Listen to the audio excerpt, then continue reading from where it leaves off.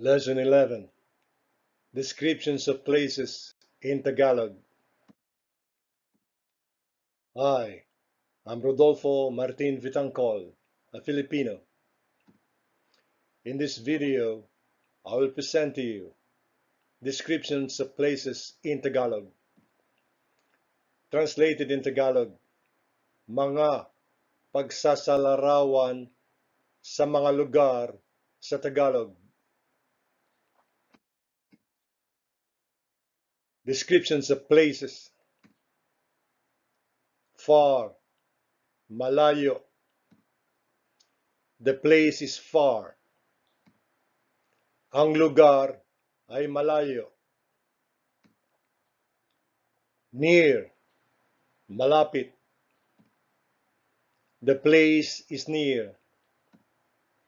Ang lugar ay malapit. Wide, malapad. The road is wide. Ang daan ay malapad. Narrow, makitid. The road is narrow. Ang daan ay makitid. Vast, malawak. The desert is vast. Ang disyerto ay malawak. Small, maliit. The town is small. Ang bayan ay maliit. Crowded, matao. The cinema is crowded. Ang sinehan ay matao. Empty, walang tao. The cinema is empty. Ang sinehan ay walang tao. Clean, malinis. The restaurant is clean. Ang restaurant ay malinis. Dirty, marumi. The restaurant is dirty. Ang restaurant ay marumi. Pleasant smelling, mabango. The restroom is pleasant smelling. Ang banyo ay mabango. Stinky, mabaho. The restroom is stinky. Ang banyo ay mabaho. Dark, madilim. The room is dark. Ang kwarto ay madilim. Bright, maliwanag. The room is bright. Ang kwarto ay maliwanag. Pleasant, kaaya-aya or kasiya-siya. The ambience is pleasant. Ang kapaligiran ay kaaya-aya.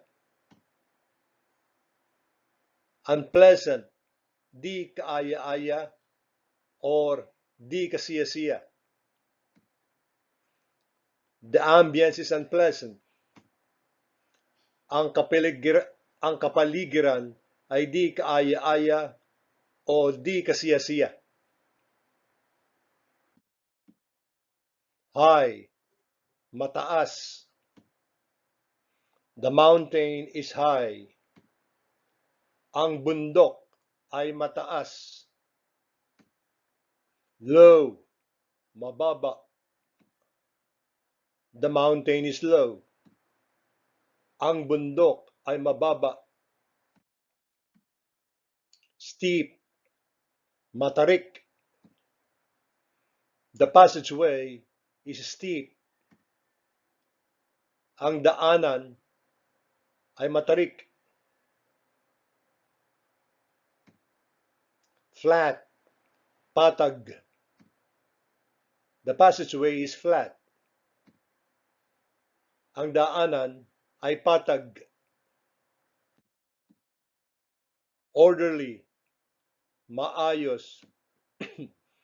The house is orderly. Ang bahay ay maayos. Disorderly, magulo. The house is disorderly. Ang bahay ay magulo. Safe, ligtas. The place is safe. Ang lugar ay ligtas.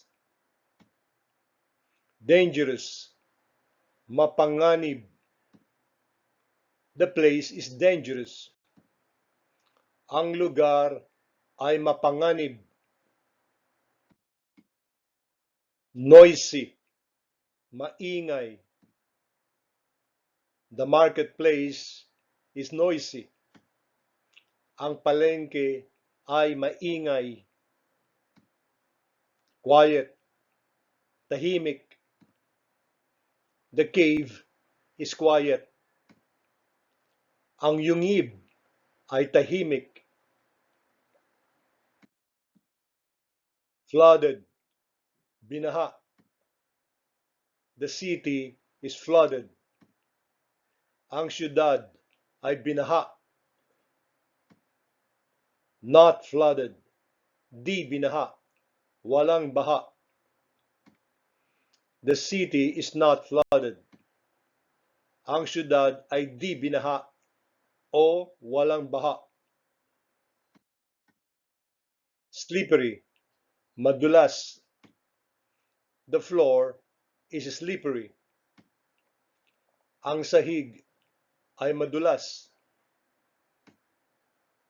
Non-skid, di madulas. The floor is not slippery. Ang sahig ay di madulas.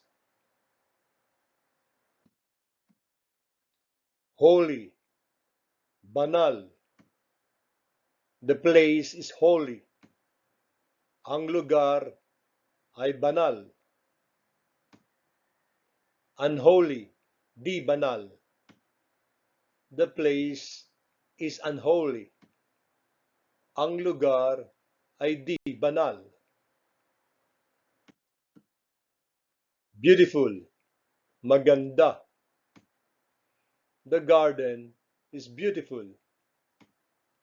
Ang hardin ay maganda. Ugly, pangit, or di kaakit-akit. The garden is ugly. Ang hardin ay pangit o di kaakit-akit. Learn how to speak Tagalog like a Filipino program. As the title of the program suggests, the aim of this program is to teach and train you how to speak like a Filipino, meaning to speak Tagalog as fluent as the Filipinos, to the point the Filipinos will think you were born and raised in the Philippines. You will only be as good as the number of Tagalog words you have in your brain. You cannot speak the words that are not in your brain. Therefore, it will serve you well to memorize every word presented in this lesson. To carry on everyday conversations in Tagalog, you need at least 2,000 Tagalog words in your head. This is the reason why I purposely spaced well the uploading of my posts to give the learners ample time to memorize the words presented in the just concluded lesson before proceeding to the next lesson. One more thing, this program is presented in a most progressive way meaning it is proceeding step by step, that if you jump over any of the steps, you will find difficulty in understanding what is being taught in the lesson you have jumped into. Therefore, if you are a newcomer to this channel with the aim of learning how to speak Tagalog, it is advisable that you start the program from the very beginning, that is, from lesson 1. Thanks for watching. Have a nice day, and God bless. Mabuhay!